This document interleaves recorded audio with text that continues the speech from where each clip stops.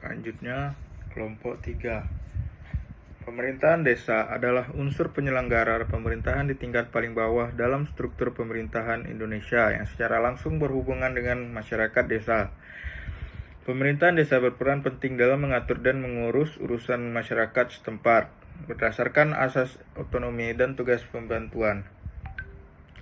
Menurut Undang-Undang Nomor 6 Tahun 2014 tentang Desa, pemerintahan desa adalah penyelenggaraan urusan pemerintahan dan kepentingan masyarakat setempat dalam sistem pemerintahan Negara Kesatuan Republik Indonesia yang dilaksanakan oleh pemerintah desa dan badan permusyawaratan desa.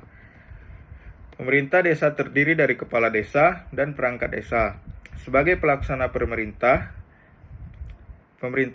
sedangkan Badan Permusyawaratan Desa atau BPD merupakan lembaga perwakilan masyarakat desa yang berfungsi menetapkan peraturan desa bersama kepala desa, serta menampung dan menyalurkan aspirasi masyarakat.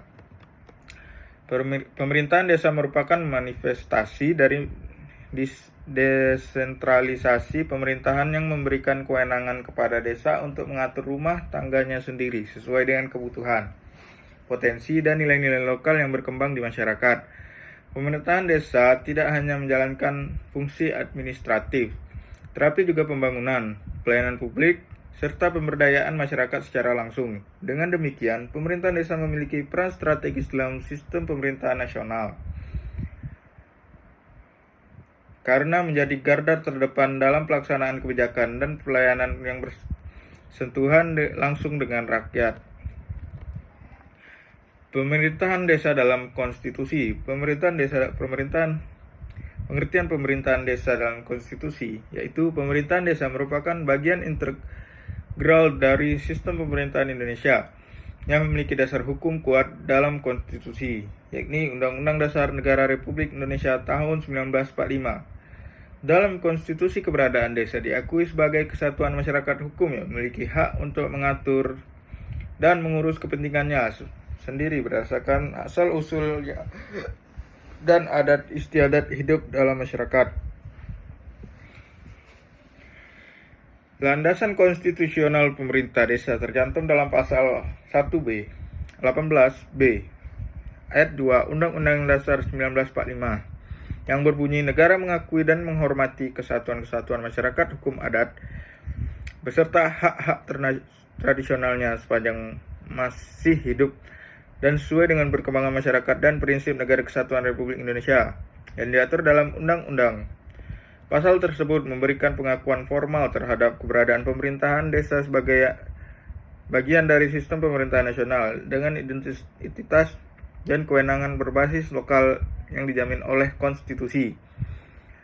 2. Makna konstitusional pengakuan terhadap desa. Pengakuan terhadap desa dalam Undang-Undang 1945 menunjukkan bahwa negara menghormati pluralitas sosial dan budaya yang ada di Indonesia.